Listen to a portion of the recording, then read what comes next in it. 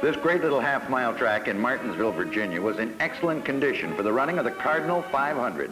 A crowd of almost 18,000 race fans were on hand to witness the longest modified race ever staged in the Southland.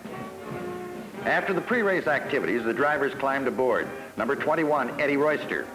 The point leader and pole sitter, Carl Bug Stevens from Rehoboth, Massachusetts. Driving a 36 Plymouth, number 53, Hank Thomas from Winston-Salem, North Carolina. With a signal from the NASCAR officials, all cars move out on the track for the parade lap. Bug Stevens and Eddie Royster in the first row. Number 53, Hank Thomas, and the double O car, Fred DeSaro, in the second row. Then it's number 38, Jerry Cook from Rome, New York. Alongside is the Connecticut boy, Gene Bergen, driving number 40.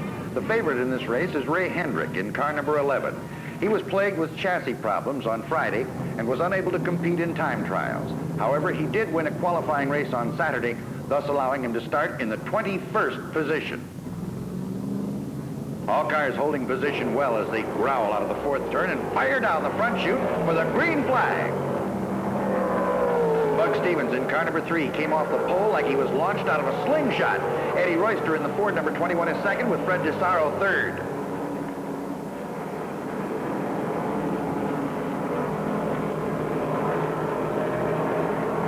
Watch that number 40. He has handling problems. The car is smoking through every turn. He lost it. Gene Bergen, the driver, he horsed it a little too hard through the fourth pocket and spun out in heavy traffic. But he's all right and heads into the pits. Down the back chute, Hendricks is on the move as he passes Jerry Chamberlain's Mustang, number 31.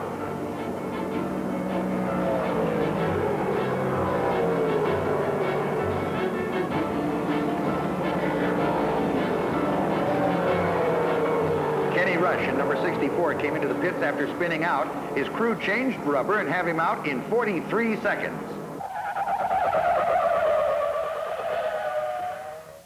Hey, that's about as close as you ever want to come. Another Winston-Salem driver, Max Barrier, in car number 12, blew the right rear tire coming into the third turn and almost put it into the wall.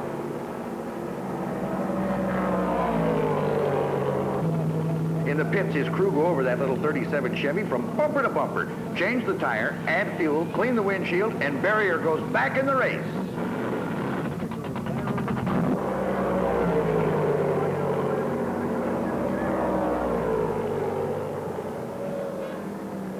Bug Stevens, driving that 36 Chevy number 3, the modified point leader, is still out in front. But now, Ray Hendricks and Sonny Hutchins are both up battling for the number 2 spot.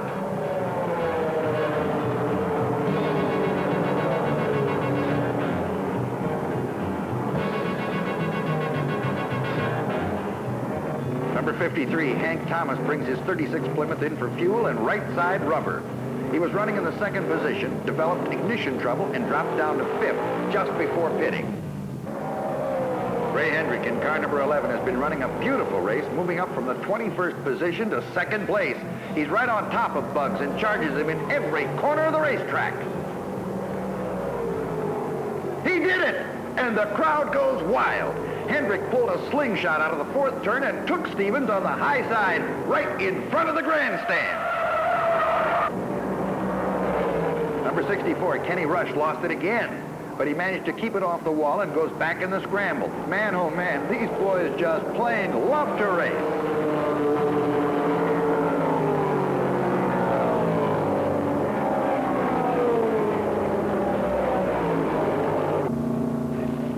Ed Flemke in the 02 car comes into the pits for new rubber and fuel. We just noticed the blonde member of his crew, NASCAR's Grand National Rookie of the Year, Pete Hamilton. Pete started in cars just like this. Now he's part of the Dodge team.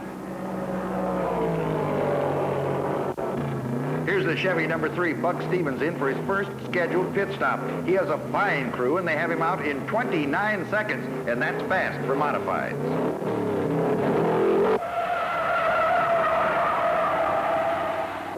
Another one goes wild in the first turn. The 63 Falcon, driven by Al Grennan, spins all the way around and ends up on the grass. He lost it in heavy traffic, never got touched, and goes back in the race.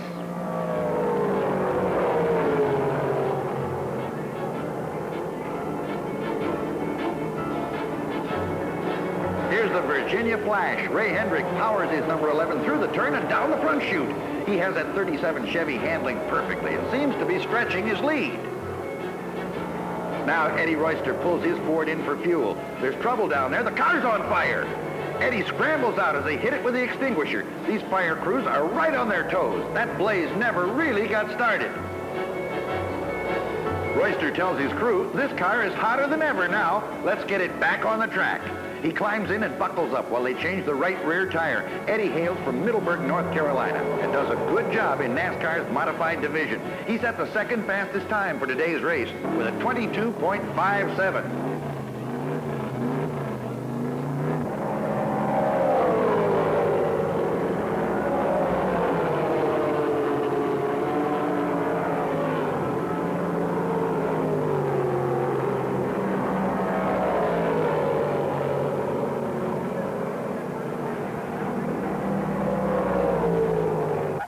Another one.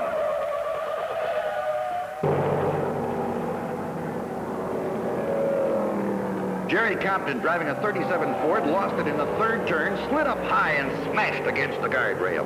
Jerry is all right and gets out, but his car won't see any more action today.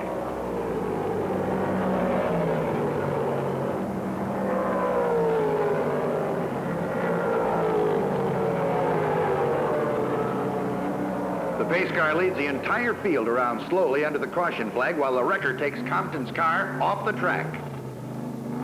The leader, Ray Hendrick, takes this opportunity for a badly needed pit stop. His crew refuels an almost empty tank and puts on new outside rubber.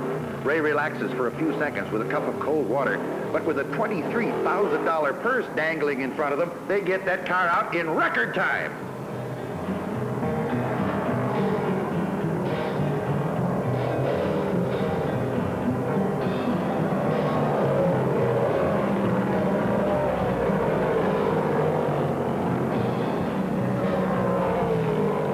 Thomas drives his 36 Plymouth behind the wall and climbs out.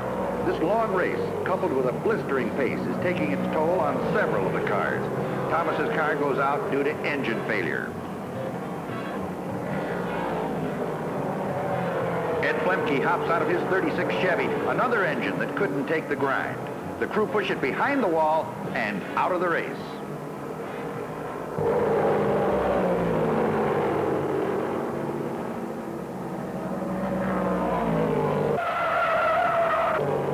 Hey, they're all over the racetrack. Suddenly, the number 1 turn looks like Times Square.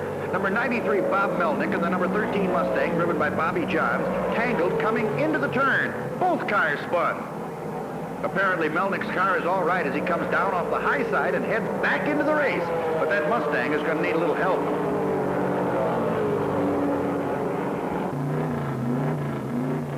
With the yellow out again, Eddie Royster screams into the pits. No fire, no trouble this time, just a good, fast, routine stop for fuel.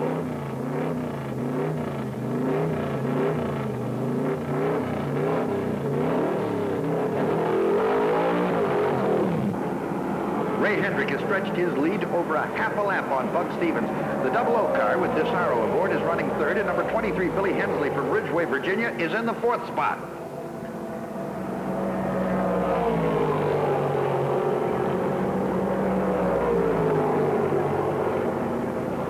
Look out, in the first turn. Car number 21, driven by Eddie Royster, came wide and high into turn 1. He lost it and slammed hard into the concrete retaining wall. With the yellow flag out, the cleanup crew goes to work on the track. Eddie totaled the front end on that Ford. Those cars just aren't built to take out 6 feet of cement wall and keep on running. The officials just gave the signal that Royster is all right. He can watch the rest of this race from the pits.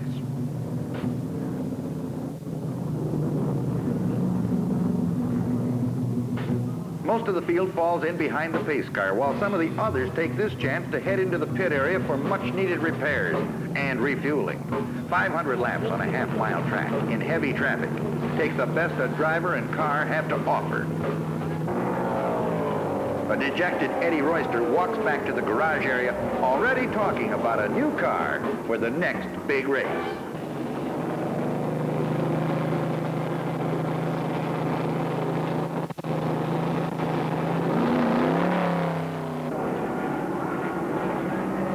With the track cleaned up, the starter tosses the green flag out once again. Ray Hendrick is still a boy to catch. Stevens is running in the number 2 spot with number 98, Harris, third. The yellow flag was out for a total of 14 laps during the Royster accident, and these boys are eager to get to the finish line.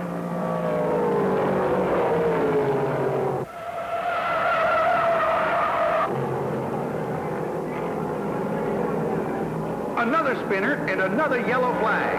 This is where the action is today. It seems that every race in Martinsville is a thriller right down to the wire. It was Bob Burnell that time in car number 57, and he heads back to the pits.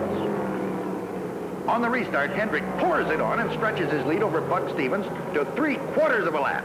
That number 11 Chevy seems to run stronger on every lap. He pounds down out of the 4th turn and onto the front chute for the white flag. One more lap, and this one will be history.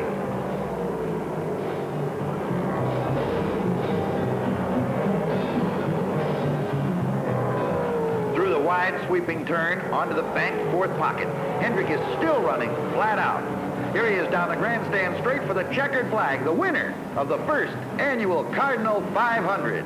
Ray Hendrick, the crowd pleaser from Richmond, Virginia, drove that little 37 Chevrolet from the 21st starting position to the number 1 spot in one of the wildest modified races ever staged in the Southland.